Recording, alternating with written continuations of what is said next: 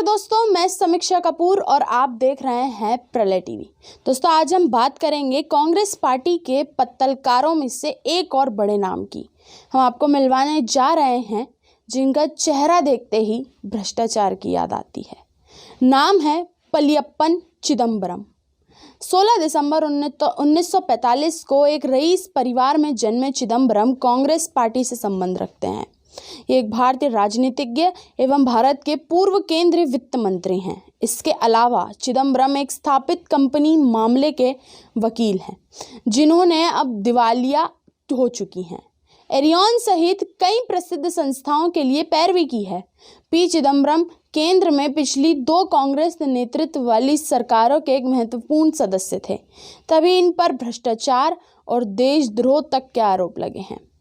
खैर, पहले भी मई 2004 से नवंबर 2008 तक भारत के वित्त मंत्री थे। नवंबर 2008 में मुंबई पर हुए आतंकी हमलों के पश्चात विवादों में घिरे शिवराज पाटिल के इस्तीफे की वजह से चिदम्बरम को भारत का गृह मंत्री बनाया गया था। गृह मंत्री के रूप में 3.5 साल के कार्यकाल के बाद इन्हें मनमोहन सरकार में पुनः वित्त मंत्री नियुक्त किया था।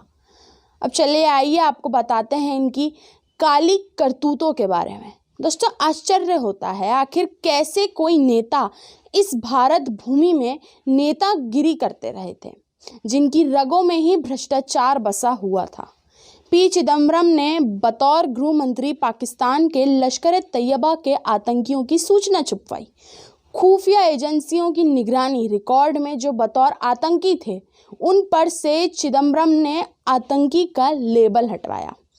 हाँ, पूर्व गृह सचिव जी.के. पिल्लई ने एक समय टाइम्स ऑफ इंडिया में जो कहा कि उसे यदि माने तो चिदम्बरम ने खुद सीधे फाइल मंगाई थी। मतलब गृह सचिव से नहीं कहा, सीधे संयुक्त सचिव से फाइल मंगवाई, एफिडेविट बदलवाया और उसे फिर अपने गृह सचिव को भेजा। मतलब चिदम्बरम ने दादागिरी की। किस लिए? ताकि गृह सचिव वह शपथ पत्र बदले जिसे सुप्रीम कोर्ट ने दिया था। अगस्त 2009 में सुप्रीम कोर्ट में सरकार की तरफ से जो शपथ पत्र गया था, उसमें खुफिया एजेंसी इंटेलिजेंस ब्यूरो की जानकारी थी। इशरत जहां और उनके 3 साथी जावेद शेख उर्फ प्रणेश पिल्लई, जीशान जौहर व अमजद अली राणा लश्कर-ए-तैयबा की स्लीपर सेल में हैं। इसी के आधार पर कथित फर्जी पुलिस मुठभेड़ की जांच का सरकार ने विरोध किया था। जाहिर है, एफिडेविट तमाम सूचनाओं गृह मंत्रालय से गृह सचिव से लेकर सभी अफसरों की प्रक्रिया अनुसार बना था। पर सुप्रीम कोर्ट ने जब शपथ पत्र चला गया था, तब चिदम्बरम और राजनीतिक लीडरशिप में विचार हुआ। नतीजन चिदम्बरम ने फिर सीधे फाइल को संयुक्त सचिव से तलब किया और नया एफिडेविट बनवाया। तत्कालीन गृह सचिव पिल्लई के अनुसार चिदम्बरम ने यह कहकर फाइल मंगवाई थी कि शपथ पत्र को दोबारा बनाना है। जब गृह मंत्री के कहे अनुसार नया शपथ पत्र बन गया था, तब उसके बाद फाइल गृह सचिव को भेजी गई। तब तक गृह सचिव को अंधेरे में रखा गया। यह प्रक्रियागत धांधली थी। सितंबर 2009 में दूसरा शपथ पत्र सुप्रीम कोर्ट को दिया गया। चिदम्बरम ने ऐसा क्यों किया? जाहिर है, उन्होंने संदिग्ध आतंकी को शपथ पत्र में इसलिए बिना शक वाला ताकि गुजरात की मोदी सरकार पर यह आरोप सीधे चस्पा हो गया कि उसने फर्जी मुठभेड़ कराई। यदि केंद्र सरकार भी अपनी खुफिया खबर पर स्टैंड लेती कि ये लश्कर-ए-तैयबा के संदिग्ध आतंकी हैं, तो अपने आप कोर्ट में यह बहस बनती कि पुलिस ने खुफिया सूचना के आधार पर इन्हें पकड़ना चाहा था। मुठभेड़ हुई और इशरत जहां मारी गई। मतलब गुजरात पुलिस और सरकार का केस मजबूत होता, मगर चिदम्बरम ने उसे कमज़ोर बनवाने के लिए केंद्र सरकार की खुफिया सूचना की हकीकत को डिलीट करवाया। यदि ऐसा है तो क्या चिदम्बरम का यह कांग्रेस का देशभक्त वाला काम था? ये खुलासा तो नज़रिया बदल देने वाला था। नया इंडिया में उन दिनों इशरत जहां पर बहुत लिखा गया था। इशरत जहां के बहाने अंग्रेजी ज़िदा सेक्युलर मीडिया ने सफ़ेद काली दाढ़ी यानी मोदी शाह के खून में रंगे हाथों होने की जितनी थ्योरी चलाई जानी थी उसे कई मीडिया वालों ने, सज्जनों ने बेतुकी और कांग्रेस की आत्मघाती रणनीति बताई गई थी। उस वक्त आईबी के अफसर राजेंद्र कुमार को सीबीआई ने फंसाने की जैसी कोशिश की, उस पर भी नया इंडिया ने खूब लिखा था। मगर असलियत उस समय भी यह थी कि चिदम्बरम बतौर गृह मंत्री आईबी के मनोबल को लेकर चिंता में थे। राजेंद्र कुमार न फंसे इसकी चिंता थी। याद दिला दें, दूसरे पूर्व गृह सचिव आर.के. सिंह ने बताया कि चिदम्बरम पर अफजल गुरु की फांसी को लेकर सख्त थे, तो आईबी ने मनोबल की चिंता भी की थी। मतलब चिदम्बरम ने देश की सुरक्षा एकता में समझौते वाले नहीं थे। चिदम्बरम का यह नया रूप कैसे सामने आया? एक तरफ उन्होंने अफजल के संसद पर हमले में रोल पर शक को पुख्ता करने वाला बयान दिया, अपने आप को अफजल पैरीकारों में जमात में खड़ा किया, तो दूसरी तरफ इशरत जहां के मामले में अपना यह रोल निकाला कि उन्होंने खुफिया जानकारी पर ही लीपापोती करवाई। लश्कर तैयबा का घोषित लक्ष्य नरेंद्र मोदी की हत्या कर रहा है। गुजरात की पुलिस केंद्र की खुफिया सूचनाओं पर ही नरेंद्र मोदी की रक्षा में चाक चौबंद रही।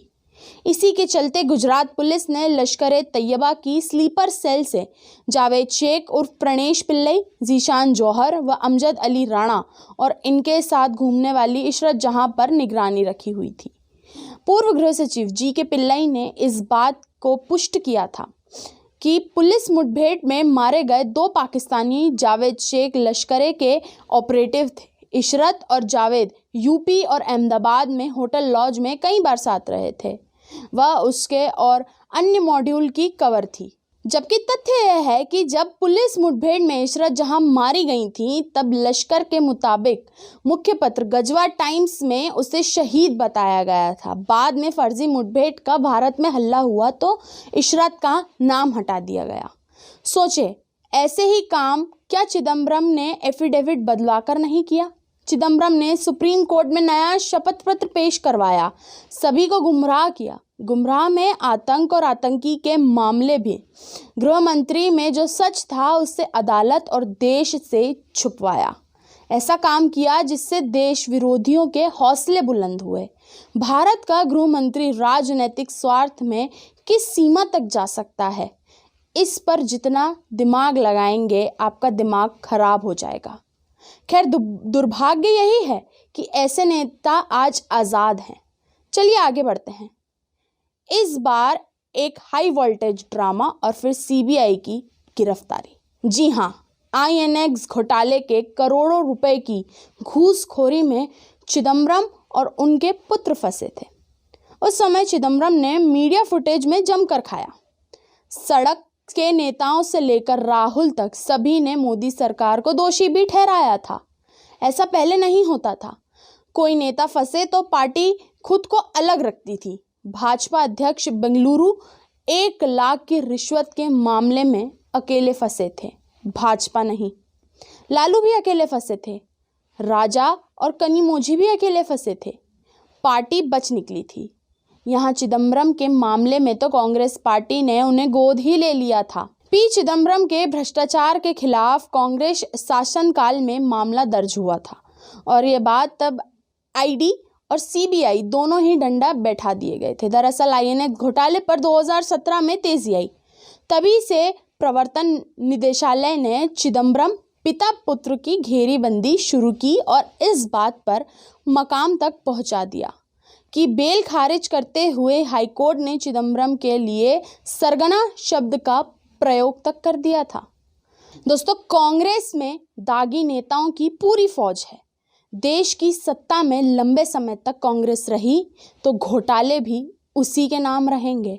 बोफोर्स से हेराल्ड तक मामलों में बहुत लंबी फेरियत है। धन्यवाद दोस्तों, देखते रहिए प्रलय टीवी।